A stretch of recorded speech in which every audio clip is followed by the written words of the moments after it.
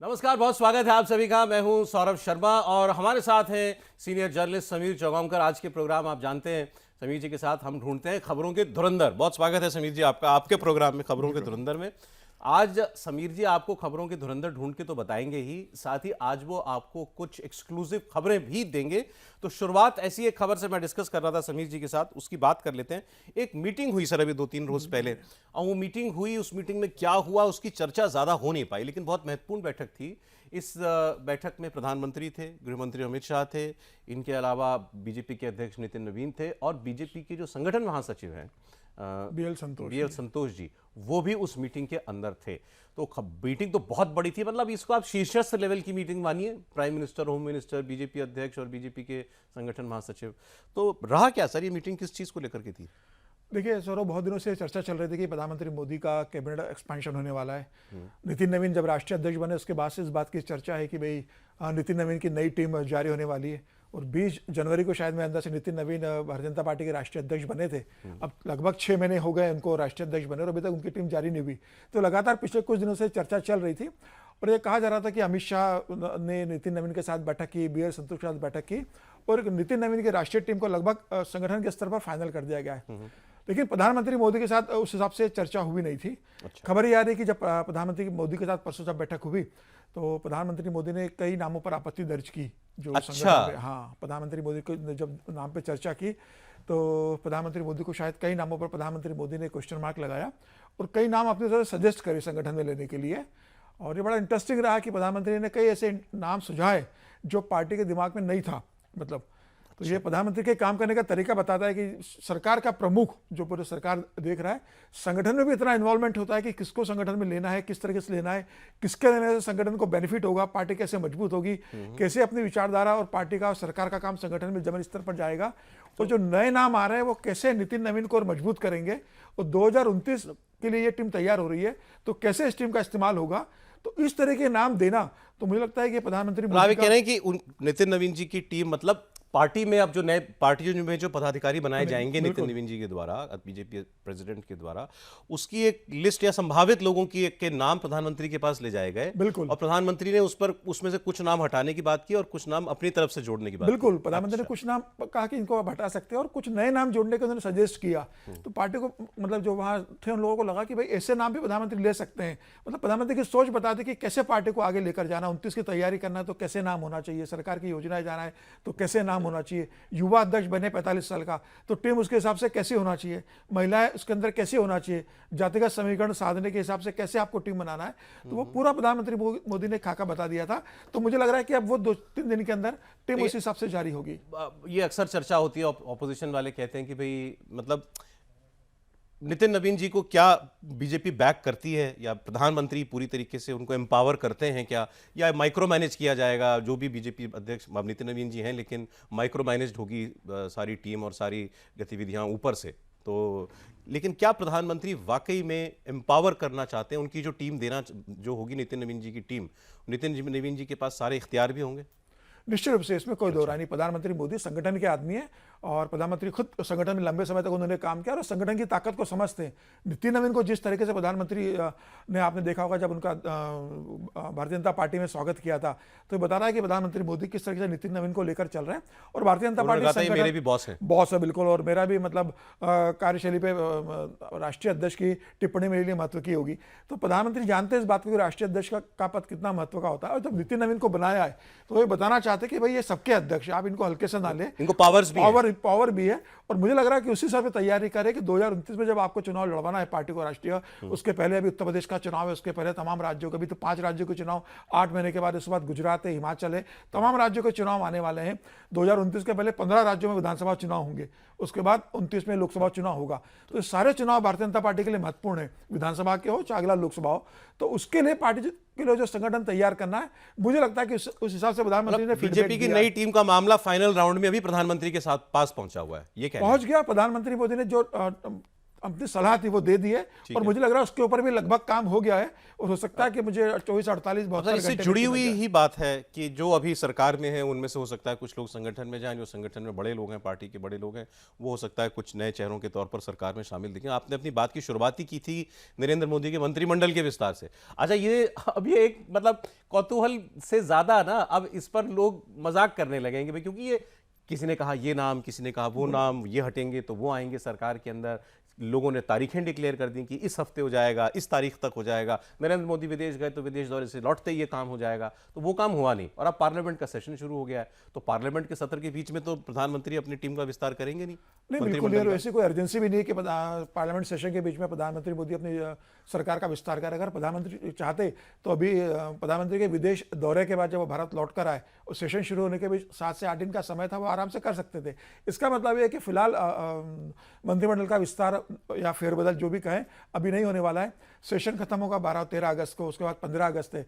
मुझे लगता है अभी अगस्त एंड में या सितंबर फर्स्ट वीक में होगा, लेकिन ये लग रहा है कि प्रधानमंत्री मोदी का जो जन्मदिन उसके पहले होगा, तो नए मंत्री प्रधानमंत्री मोदी को जन्मदिन की शुभकामनाएं देंगे। सितंबर में आता है, 17 सितंबर को आता है। अच्छा, तो मुझे लगता है कि उसके पहले मंत्रिमंडल का तो गठन हो नई डेट आप दे रहे हैं 17 सितंबर से पहले हो जाएगा। पहले हो जाएगा, और नए मंत्री प्रधानमंत्री मोदी को 15 जन्मदिन की अगस्त के शुभकामनाएं बाद देंगे। और 17 सितंबर के से पहले के बीच होगा, में हो सकता बिल्कुल। है। अच्छा, तो ये चलिए, तो ये नई जानकारी समीर जी से हमको मिली। मैं इन खबरों में धुरंधर पूछ नहीं रहा हूँ, आपने नोट किया होगा समीर जी से, अब जब नरेंद्र मोदी की बात करें तो पूछने की किसी जरूरत और नहीं का है, धुरंधर होने का कोई धुरंधर सवाल ही नहीं नहीं उठता। नरेंद्र मोदी धुरंधर है सबके। अच्छा, अगली बात कर लेते हैं कि जो पार्लियामेंट का सत्र शुरू होने जा रहा है कल से, सोमवार से, तो बड़ी चर्चाएं हैं। कांग्रेस कह रही है कि बड़े बड़े बिल लाने वाली है भारतीय जनता पार्टी, ऐसी हमको जानकारी मिली है। महिला आरक्षण को फिर पेश करेगी बिल के रूप में, डिलिमिटेशन बिल लेकर के आएगी, और भी कई बिल वो बताया उन्होंने। एफसीआरए का बिल इसके अंदर आएगा, फूड सिक्योरिटी एक्ट में कुछ परिवर्तन करने के लिए सरकार आएगी, वो पीएमसीएम बिल भी इसके अंदर आएगा। एनीवे, कांग्रेस ये कह रही है कि आप ले आई दूसरी बार, लेकिन आपके पास नंबर ना 17 अप्रैल को थे जब आपने ये डिलिमिटेशन और महिला आरक्षण बिल पेश किया था चुनाव के बीच में, ना आज आपके पास वो 360 मतलब 2/3 बहुमत का आंकड़ा लोकसभा में और राज्यसभा में दोनों जगह उनका कि नहीं है आपके पास, नंबर पूरे नहीं है नरेंद्र मोदी अमित शाह के पास। बिल अगर लाएंगे तो एक बार फिर से मुंह की खाएंगे। लेकिन एक बात ये भी सच है, समीर जी एग्री करेंगे, ये बिल आएंगे ही तब, अगर ये इंट्रोड्यूस ही तब होंगे अगर बीजेपी के पास नंबर पूरे हो जाएंगे। तो सर, अब तो सत्र शुरू हो जाए, कल से शुरू हो रहा है, तो क्या रिपोर्ट है? देखिए, कांग्रेस 17 अप्रैल की बात करी जब बिल मंडे पास से नहीं हो शुरू पाया हुआ था। हाँ, जी। कांग्रेस 17 अप्रैल की बात करी जब बिल पास नहीं हो पाया था। कांग्रेस अभी भी 17 अप्रैल पे अटकी हुई है, और भारतीय जनता पार्टी 17 अप्रैल से आगे बहुत आगे बढ़ चुकी है। 17 अप्रैल के बाद तो बंगाल के चुनाव भी हुए। बंगाल के अंदर जिस तरीके से भारतीय जनता पार्टी ने सरकार बनाई, जिस तरीके से सांसद टूटकर वहां से नई पार्टी में आए, 20 सांसद वो आए, उसके बाद उद्धव ठाकरे के सांसद जिस तरीके से आए, आम आदमी पार्टी के सांसद जिस तरीके से भारतीय जनता पार्टी के साथ जुड़े, महाराष्ट्र के अंदर जिस तरीके से शरद पवार के जुड़ने की खबर आ रही कि एनडीए के साथ जुड़ रहे हैं, और लगभग तय कि वो भारतीय जनता पार्टी का समर्थन करेंगे। इसके अलावा जिस तरीके से बाकी, बिल्कुल, इसके अलावा जिस तरीके से कहा जा रहा है कि दक्षिण से अगर देखें तो डीएमके के जो सांसद है 22, वो इस मामले में भारतीय जनता पार्टी का समर्थन कर सकते हैं। वीसीके ने अनाउंस कर दिया है, बिल्कुल, जो पहले डीएमके के साथ थी, अब विजय के साथ चली गई। बिल्कुल चली गई। उन्होंने कहा कि ये सामर्थ्य एनडीए में जाने वाले हैं तो वो, इसके अलावा झारखंड मुक्ति मोर्चा के 3 सांसद है। कहा यह भी जा रहा है कि झारखंड मुक्ति मोर्चा इस मामले पर समान समर्थन देगी। तो जेएम के भी आने की पूरी संभावना है। कहा यहां तक जा रहा है कि भाई समाजवादी पार्टी से भी बात हुई है और समाजवादी पार्टी इसका समर्थन कर सकती है। और कुछ लोग सांसद तो अगर देखिए सर, अगर डीएमके और ये शरद पवार अगर आ जाते हैं, क्योंकि जरूरत नहीं पड़ेगी उनको, तो और किसी की जरूरत नहीं पड़ेगी। कुछ एब्सेंट होंगे तो वैसे ही इसका आंकड़ा नीचे चला जाएगा। टीएमसी बीजेपी के पास 17 अप्रैल को 298 वोट उस दिन के मिले हुए हैं, तो वो तो कहीं नहीं गए। 298 में ये 20 टीएमसी वाले, 6 जो हैं वो शिवसेना यूबीटी वाले उद्धव ठाकरे के, और उसके बाद अगर ये शरद पवार की पार्टी और डीएमके अगर आ जाती तो ये अपने आप में आंकड़ा 354 है। उस दिन भी 352 की जरूरत थी, बिल्कुल। तो ऑलरेडी उस स्कोर पे तो बीजेपी बैठी है। अगर डीएमके आती है तो ये बड़ी बात है। देखिए, मुझे लगता है कि प्रधानमंत्री मोदी और अमित शाह जिस तरीके से काम करते हैं, वो कोई काम अधूरा नहीं छोड़ते, किसी काम के रिस्क लेकर नहीं चलते कि होगा तो मुझे लग रहा है कि वो बहुत आराम से उस पर वर्किंग कर रहे हैं। उन्हें लगेगा कि ये पूरा काम हो गया है तो 5 अगस्त के दिन तो वैसे भी फेमस है, 5 अगस्त तो मतलब इतिहास में दर्ज है, तो 5 अगस्त को लेकर आ सकते हैं उस बिल को। आपकी जानकारी क्या कह रही है? महिला आरक्षण, डिलिमिटेशन और ये 1-2 और जो बड़े बिल हैं, ये आएंगे इस सत्र में? बिल्कुल, सरकार तैयारी उसकी बात को लेकर कर रही है, और जिस तरीके से बाकी चीजें डेवलप हो रही है कि राज्यसभा से लगातार इस्तीफे हो रहे हैं और नए भारतीय जनता पार्टी और राज्यसभा के लोग जुड़ रहे हैं, तो प्रधानमंत्री मोदी और अमित शाह उसके ऊपर बढ़ रहे हैं। हो सकता है कि अगर सरकार को लगे या प्रधानमंत्री मोदी को लगे कि भाई इसके लिए एक अलग से सत्र बुलाना है तो 15 अगस्त के बाद फिर वो सत्र बुला के अगस्त एंड में कर सकते हैं उसको। लेकिन सरकार ने तैयारी कर ली है, इस सत्र में भी सरकार उसको लेकर आ सकती है। मजे की बात है कि सरकार कुछ नहीं बोल रही, बिल्कुल कांग्रेस पार्टी ज्यादा कॉन्फिडेंट है कि हाँ ये लोग लाने वाले हैं। लेकिन जिस तरीके से काम हो रहा है, सरकार जिस तरीके से काम कर रही है, जिस तरीके से फ्लोर मैनेजमेंट हो रहा है, जिस तरीके से दूसरे पार्टी को सांसद टूट रहे हैं, जिस तरीके से दूसरे पार्टियों का दिख रहा है कि वो समर्थन दे सकती है, और जिस तरीके से इंडिया गठबंधन के अंदर टूट हो रही है और इंडिया का कुनबा बढ़ते जा रहा है, तो कांग्रेस को डर है कि ये किया जा रहा है, इसलिए किया जा रहा है कि जो 17 अप्रैल को भारतीय जनता पार्टी और केंद्र सरकार जो बिल हार गई थी, उस बिल को लाकर वो अपनी हारी हुई लड़ाई को जीतना चाहती है। सर ये देखिए, आम आदमी पार्टी टूट गई, आप जेएमएम का नाम ले रहे हैं, शरद टीएमसी चली पवार, गई, उद्धव ठाकरे, टीएमसी, डीएमके, तो भाई इंडिया अलायंस से तो बाहर की तरह लोग बाहर निकल रहे हैं। जेएमएम चला गया। जेएमएम मुझे लग रहा है जब 17 शुरू होगा तो शायद मुझे लगता है जब हम हाउस देखेंगे तो कांग्रेस अकेली बैठी हुई दिखेगी, बाकी सब वैसे भी सिटिंग अरेंजमेंट बदल जाएगा, सिटिंग अरेंजमेंट बहुत बदल सारे लोग जाएगा। उधर जाएंगे। अब कांग्रेस समस्या है कि कांग्रेस अगर तमाम बातों का विरोध करेगी तो कांग्रेस का समर्थन कौन करेगा? समर्थन करने के लिए आप पार्लियामेंट में आपका कोई नहीं है। कांग्रेस तो नाराज हो रही है, जैसे इन पर सुप्रिया सुले पे नाराज हो गई कि आपने कैसे कह दिया कि अगर 50% सीटें हर राज्य में बढ़ जाएंगी तो हम डिलिमिटेशन बिल का स्वागत पर विचार करेंगे। उन्होंने कहा आप ये अनाउंस नहीं कर सकती थी। एनीवे, सवाल ये, क्या राहुल गांधी बीजेपी को इस बार रोक पाएंगे? असंभव है, असंभव है किसी हालत में रोकना। कांग्रेस अलग थलग पड़ चुकी है, कांग्रेस को समझ में आ गया है, और कांग्रेस ने जब अपने संसदीय दल की बैठक बुलाई थी, उस बैठक में भी कांग्रेस को इस बात का एहसास हो गया है, और ये चर्चा हुई कि भाई अब जो इंडिया गठबंधन के हमारे मजबूत सहयोगी थे वो एक एक करके इंडिया का समर्थन कर रहे हैं, ऐसे में यह लड़ाई हमको अकेले लड़ना पड़ेगी। अब कांग्रेस इस लड़ाई को अकेले लड़ने की तैयारी कर रही है। कांग्रेस के साथ जो तमाम बड़े दल थे, जो टीएमसी थे, वो टीएमसी खुद टूट चुकी है, उद्धव ठाकरे की पार्टी टूट चुकी है, शरद पवार अलग हो चुके हैं, डीएमके जो कांग्रेस का बहुत सहयोगी बड़ा दल था वो अलग हो चुका है। तो मुझे लग रहा है कि कांग्रेस अब अलग थलग पड़ चुकी है। मोदी जी से अलग एक धुरंधर आपको ढूंढना है। ये महाराष्ट्र वाली जो खबर चल रही है सर, ये देखिए खबर कैसे पकती है। जब पहले दिन कोई जानकारी आती है तो लगता है कि अरे हो सकता है इसमें कुछ बहुत बड़ी बात ना हो, फिर वो कैसे डेवलप होती है। एक शरद पवार का महाराष्ट्र की असेंबली में 30 साल के बाद जाना, गौर कीजिएगा बात पे, 30 साल के बाद शरद पवार महाराष्ट्र की विधानसभा में पहुंचे और उसके बाद उन्होंने एक फ्रेम में, वो टीवी पे दिखने वाला वो तस्वीरें हैं कैमरे पर, कि एक तरफ उनके बैठे हुए एकनाथ शिंदे और एक तरफ उनके बैठे हुए हैं देवेंद्र फडणवीस। वहां से ये चिंगारी शुरू हुई थी, धुआं उठना शुरू हुआ था। और उस वक्त संजय राउत ने, मतलब उद्धव ठाकरे की पार्टी ने, ये कहा था कि गद्दारों के साथ हमारे साथी को जाकर के मुलाकात नहीं करनी चाहिए थी। ऑब्वियसली हर मुलाकात की कोई ना कोई और वजह बताई जाती, तो उस वक्त बताया कि कोई और एडमिनिस्ट्रेटिव काम के लिए शरद पवार मिलने गए थे, लेकिन 30 साल के बाद असेंबली में। फिर उसके बाद देवेंद्र फडणवीस से शरद पवार की पार्टी के नेताओं की मुलाकात होना, सुप्रिया सुले का प्रेस कॉन्फ्रेंस करके ये सारी बातें कहना, और फिर एक और बैठक हुई है, उसमें उनके दो बड़े खास लोग शरद पवार जी के, जयंत पाटिल और जितेंद्र आव्हाड, ये जाकर के फिर एकनाथ शिंदे से इन्होंने मुलाकात की है। तो इसमें तो कहीं कोई सर बड़ी, मतलब जबरदस्त तरीके से स्क्रिप्ट लिखी जा रही है। बिल्कुल निश्चित रूप से, और मुझे लगता है कि महाराष्ट्र कांग्रेस हो या दिल्ली की कांग्रेस हो, और उद्धव ठाकरे भी इस बात को मान चुके कि अब शरद पवार हाथ से निकल गए। अब शरद पवार जो लंबे समय तक भारतीय जनता यूबीटी और कांग्रेस ने मान लिया, बिल्कुल मान लिया, इसमें कोई दो राय नहीं है। और वो उनका जो बयान जिस तरीके से कांग्रेस के नेताओं के आ रहे, चाहे वो नाना पटोले के आए, या चिदम्बरम के आए, या दिग्विजय सिंह के बयान आए, या महाराष्ट्र के कांग्रेस के, या उद्धव ठाकरे के, संजय राउत के बयान आए, ये बयान बता रहे हैं कि अब शरद पवार ने अपना मन बदल लिया है और शरद पवार अब एनडीए के साथ जा रहे हैं। अब ये तय हो रहा है कि एनडीए से वो कैसे जाएंगे। अभी क्या लोकसभा में समर्थन देंगे और बाद में वो उनका दोनों एनसीपी का विलय होगा, उसके बाद वो एनडीए का हिस्सा बनेंगे, या शरद पवार अलग गुट रहेगा, एनसीपी सुनीता पवार का गुट अलग रहेगा, शरद पवार लोकसभा में समर्थन करेंगे और महाराष्ट्र में एक अलग गुट के रूप में सत्ता में शामिल होंगे, इस पर चर्चा हो रही है। मुझे लग रहा है कि महाराष्ट्र में दोनों गुट विलय कर सकते हैं, उसमें भी चर्चा हो सकती है। बीजेपी चाहती है शायद कि दोनों एक हो जाए। बीजेपी चाहती है, लेकिन कल प्रफुल्ल पटेल और सुनील तटकरे देवेंद्र फडणवीस के साथ मिले, तो सुनील तटकरे और प्रफुल्ल पटेल का जिस तरीके से शरद पवार के साथ हुआ है उसके बाद, तो क्या वो उसको स्वीकार करेंगे कि शरद पवार अगर आएंगे तो शरद पवार का जो वर्चस्व और राजनीति रही है, तो प्रफुल्ल पटेल और सुनील तटकरे सुनीता पवार को उस तरीके से कंट्रोल है पार्टी को नहीं चला पाएंगे जिस तरीके से वो अभी चला पा रहे हैं। चलिए, ये तो आगे की बात हुई। पार्लियामेंट में शरद पवार एनडीए का, बीजेपी का समर्थन करेंगे, इसमें कोई शक नहीं रहेगा। बिल्कुल लगभग तय हो गया। जिस तरीके से सुप्रिया सुले ने प्रेस ब्रीफिंग की थी, वो बेसिकली कांग्रेस को संदेश देने के लिए प्रेस ब्रीफिंग की थी कि हमने अपना मन बना लिया है और हम अब समर्थन देने जा रहे हैं, और मुझे लगा कि शरद पवार समर्थन देंगे।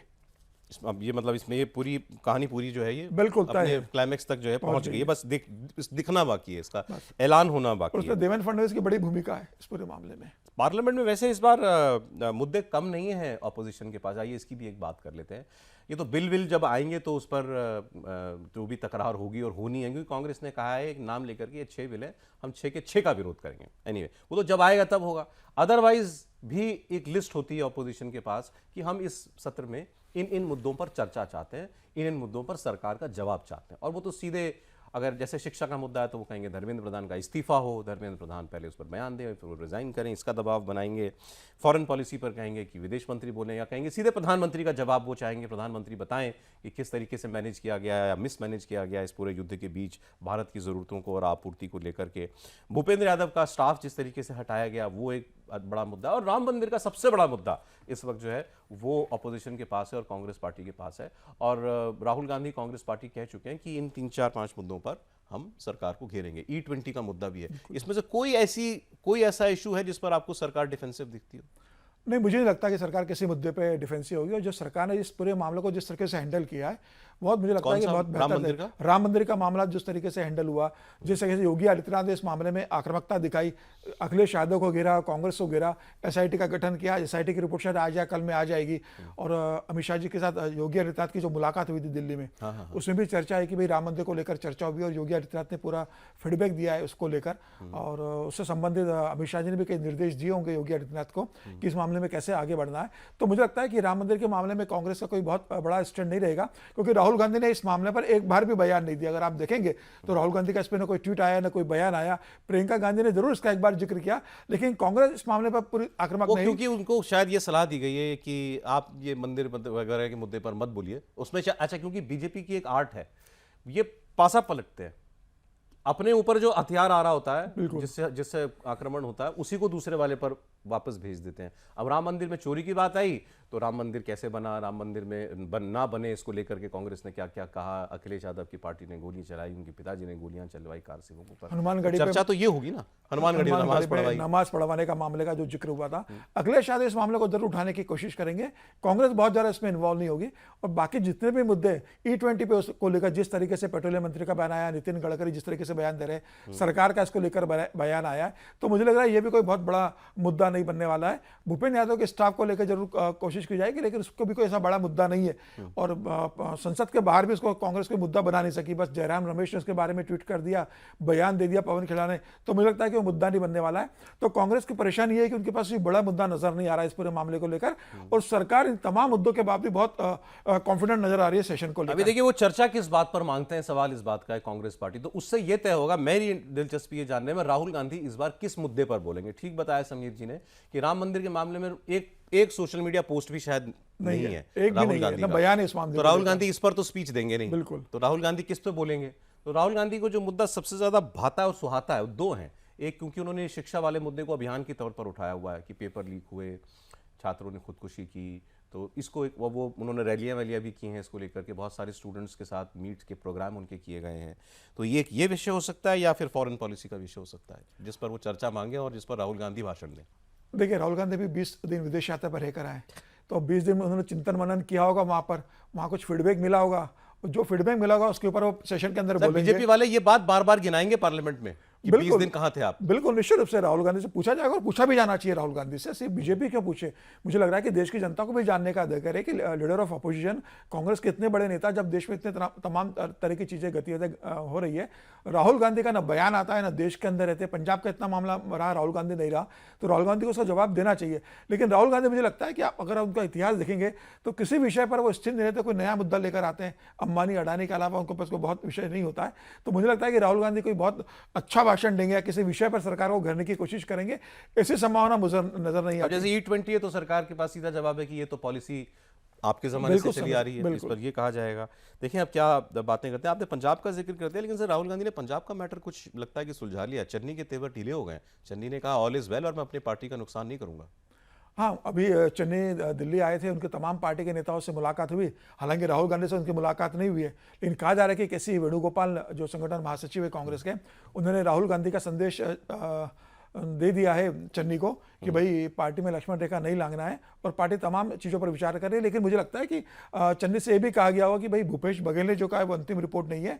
हम तमाम लोगों से बात कर रहे हैं, आपसे भी बात हो रही है और पार्टी तय करेगी कि आपकी क्या भूमिका होना चाहिए। तो हो सकता है कि चन्नी अभी कुछ दिनों के लिए मान जाए, लेकिन अभी समय है चन्नी के पास फाइनल डिसीजन के लिए। महाराष्ट्र वाले अभियान का धुरंधर कौन है? फडणवीस जी, देवेंद्र फडणवीस। अच्छा, हाँ, पर्दे के सारा पीछे वही पायलट कर रहे हैं। पूरा शरद पवार उन्होंने और किया। सब कुछ। शिवसेना की जो पार्टी के सांसद जो टूट कर आए उसके अंदर उनकी भूमिका रही, शरद पवार को लाने की उनकी बड़ी भूमिका रही। तो महाराष्ट्र का तो धुरंधर देवेंद्र फडणवीस है। और ये पंजाब वाले प्रकरण में आपको क्या लग रहा है, किसने, कौन है जिसने इस मुद्दे को मतलब ठीक से हैंडल कर लिया? भूपेश बघेल की भूमिका है क्या इसके अंदर, या आपको लगता है कि चन्नी के पास अभी पत्ते हैं?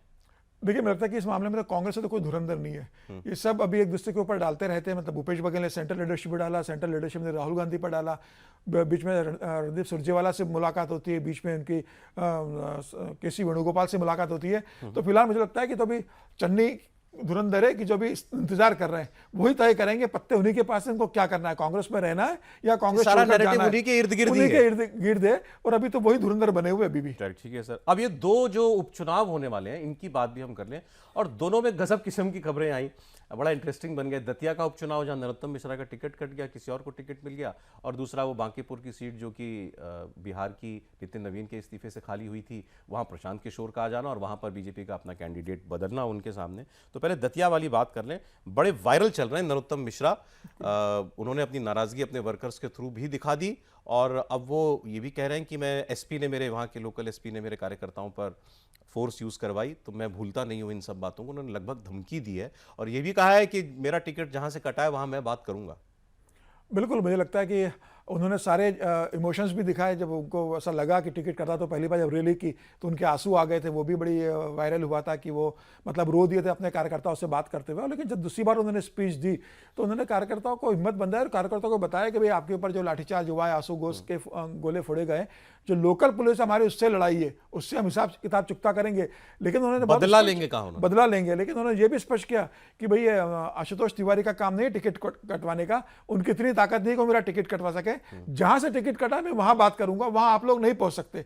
तो आप अपना गुस्सा आशुतोष में मत उतारिए, यहां भारतीय जनता पार्टी को आप जिताइए, मुझे जहां दिल्ली बात करनी होगी मैं बात करूंगा। किसके लिए कह रहे थे कि जिसने जहां से कटा है वहां मैं बात करूंगा? वो मुख्यमंत्री मोहन यादव की बात कर रहे हैं, दिल्ली की बात कर रहे हैं, प्रदेश अध्यक्ष की बात कर रहे हैं, किसकी बात कर रहे हैं? देखिए, मोहन यादव का तो जिक्र होगा उसके अंदर, उनकी हिस्सेदारी तो होगी टिकट कटवाने में, लेकिन बड़ा हिस्सा दिल्ली का होगा। अब दिल्ली और भोपाल के बीच में क्या हुआ, किसका पल्ला भारी रहा, किसके कहने पर टिकट कटा, नरोत्तम मिश्रा भी ये पता करेंगे। वो चुनाव तक रुकेंगे, चुनाव के बाद वो दिल्ली भी आएंगे। दिल्ली आए थे, हालांकि उनकी मुलाकात नहीं हुई अमित शाह जी से, वो दिल्ली बाद में लौटेंगे। अभी उनसे चुनाव का प्रभारी उनको बना दिया गया है, उनसे कहा गया है कि भाई भारतीय जनता पार्टी को ये सीट आपको जितवाना है। तो वो लगातार आशुतोष के लिए प्रचार कर रहे हैं वहां। चुनाव जितवाने के बाद 3 तारीख को चुनाव परिणाम आएगा, 30 को वोटिंग के बाद। तो उसके बाद जब भारतीय जनता पार्टी जीत जाएगी तो वो दिल्ली आकर, भोपाल आकर फिर बात करेंगे। अगर हार जाती है भारतीय जनता पार्टी तो सारा दोष ठीक रहा तो नरोत्तम मिश्रा पे फुटना है। चुनाव का नतीजा जो भी हो, लेकिन क्या ये उस वहाँ का जो इस पूरे किस्से का जो विमर्श है, जो नैरेटिव है, क्या वो अपने फेवर में कर पाए नरोत्तम मिश्रा? क्या धुरंधर बनने की गुंजाइश है उनकी? नहीं, बहुत मुश्किल है मुझे लग रहा है। आज की तारीख में जिस तरीके से कार्यकर्ताओं ने जो वहाँ पर जो उत्पात मचाया, पुलिस पर हमला किया, जिस तरीके से वो लगातार मामला, भारतीय जनता पार्टी में ऐसा नहीं थी। भारतीय जनता पार्टी में कैडर आधारित पार्टी, और कोई भी लीडर टिकट कटने पर इस तरीके से उससे कार्यकर्ता बिहेव नहीं करते। और निश्चित रूप से सब जानते हैं कि अगर कार्यकर्ताओं ने ऐसा व्यवहार किया है तो उसके पीछे नरोत्तम मिश्रा की मौन सहमति रही होगी, क्योंकि नरोत्तम मिश्रा निकलकर उनको रोकने नहीं आए। तो मुझे लगता है कि पार्टी ने इस बात को गंभीरता से लिया है, उनको मैसेज भी कन्वे किया है। उसके बाद उन्होंने पार्टी के साथ लक्ष्मण रेखा नहीं लांगी, उन्होंने पार्टी के लिए प्रचार अभियान शुरू कर दिया। पूरे मामले में नुकसान ही है नरोत्तम मिश्रा का, निश्चित रूप से। और पार्टी अगर इमीडिएट उनको अगर कोई जिम्मेदारी देगी तो संदेश ये जाएगा कि उन्होंने अपनी ताकत दिखाई, इसलिए पार्टी ने झुका। तो मुझे लगता है कि अब नरोत्तम मिश्रा को धैर्य रखना पड़ेगा कुछ लंबे समय का धुरंधर आपको बताएंगे हम 3 तारीख के नतीजों के बाद। ठीक, अब बांकीपुर की बात कर लें। नतीजा तो वहां भी 3 तारीख को ही आएगा, लेकिन बांकीपुर में चुनाव इंटरेस्टिंग इसलिए हो गया क्योंकि आरजेडी की भी कैंडिडेट वहां पर हैं, और प्रशांत किशोर तो हैवी वेट कैंडिडेट हैं ही। उनके सामने बीजेपी ने अपने एक वर्कर को टिकट दिया है, वो बहुत ख्याति प्राप्त व्यक्ति नहीं है वो, लेकिन क्योंकि सीट इतनी सेफ है बीजेपी के लिए, आपको लगता है कोई माहौल बना पाएंगे फिर प्रशांत किशोर? देखिए, एक तो सेल्फ गोल बीजेपी का हो ही गया ना, जो पहला टिकट बदलना पड़ा। काटकर अभिषेक कुमार का टिकट काटने के बाद, देखिए प्रशांत कुमार, अगर प्रशांत किशोर चुनाव लड़ रहे हैं तो भारतीय जनता पार्टी से बहुत सहजता से नहीं लेगी। एक बड़ा व्यक्ति चुनाव लड़ रहा है और वो व्यक्ति चुनाव लड़ रहा है जो बिहार की राजनीति को भी समझता है, जो इलेक्शन के मैनेजमेंट को भी समझता है। और प्रशांत किशोर इस बात को जानते हैं कि बांकीपुर सीट तो नितिन नवीन के फादर की रही, उसके बाद नितिन नवीन की रही, 40 साल से वो भारतीय जनता पार्टी का स्ट्रांग होल्ड है। तो अगर वो इस सीट पर चुनाव लड़ने जा रहे हैं तो अपनी जमानत जब्त करवाने नहीं जा रहे होंगे। नहीं सर, उनको मतलब बिल्कुल। अभी जो पिछला इलेक्शन हुआ असेंबली इलेक्शन, उसमें प्रशांत किशोर की पार्टी ने वहां पर कैंडिडेट दिया था। बिल्कुल। और उसको शायद 3-4% वोट भी मिला था, 4% वोट 7,000 मिला कुछ था, कुछ। बिल्कुल। तो बेहतर अगर वो इस 4% को 14% भी कर पाए, मान लें 14% या 20% वोट अगर प्रशांत किशोर ले लेते हैं तो बहुत बड़ी बात हो जाएगी। बहुत बड़े। और प्रशांत किशोर ने तभी चुनाव की तैयारी शुरू कर दी थी जब नितिन नवीन भारतीय जनता पार्टी के राष्ट्रीय अध्यक्ष बन गए थे और उसके बाद वो राज्यसभा चले गए थे। जिस दिन उनका राज्यसभा तय हुआ तभी प्रशांत किशोर को पता था कि ये सीट खाली होगी और उन्होंने जमीन स्तर पर काम शुरू कर दिया था। प्रशांत किशोर बहुत मेहनत कर रहा है, लेकिन अब इस सीट के ऊपर भारतीय जनता पार्टी के राष्ट्रीय अध्यक्ष नितिन नवीन का भी दाव लगा हुआ है, क्योंकि जिस तरीके से वो 51,000 वोटों से जीते थे तो उनके पास एक चुनौती है कि भाई अब वो राष्ट्रीय अध्यक्ष है तो उस सीट को बड़े मार्जिन से जीता है। बीजेपी का ये सीट हारना कोई करिश्मा जैसा ही होगा, ये तो कहा जा सकता है ना सर। लेकिन ये सवाल है कि पीके अपनी प्रतिष्ठा कितनी बढ़ा पाएंगे इस चुनाव में, डबल डिजिट में वोट ला पाएंगे आपको लगता है? 100% लेकर आएंगे, बिल्कुल लेकर आएंगे। वो अच्छी फाइट होगी, अच्छे वोट लेकर आएंगे और कोई बहुत एक तरफा जीत मुझे नजर नहीं आती कि भारतीय जनता पार्टी जीतेगी। लेकिन नितिन नवीन जिस तरीके से वहां डेरा डाल दिया और जिस तरीके से लगातार वो अपने बूथ मैनेजमेंट से बात कर रहे हैं, नितिन नवीन जानते हैं कि ये चीज सीट पर चुनाव, उनके राष्ट्रीय अध्यक्ष बनने के बाद पहली बार उनकी सीट पर चुनाव हो रहा है, तो उनकी निजी प्रतिष्ठा भी दांव पर है। आज के दिन धुरंधर कह दें पीके को? प्रशांत किशोर धुरंधर इस सीट के फिलहाल तो धुरंधर है। बाकी बातें फिर 3 तारीख को होंगी इसको लेकर के। बहुत शुक्रिया समीर जी, स्टूडियो में आए आप, बहुत धन्यवाद। फिर मुलाकात होगी आपसे अगले हफ्ते। आप देख रहे थे भारत की खबर, जिसमें हम ढूंढ रहे थे खबरों के धुरंधर। आज इतना ही।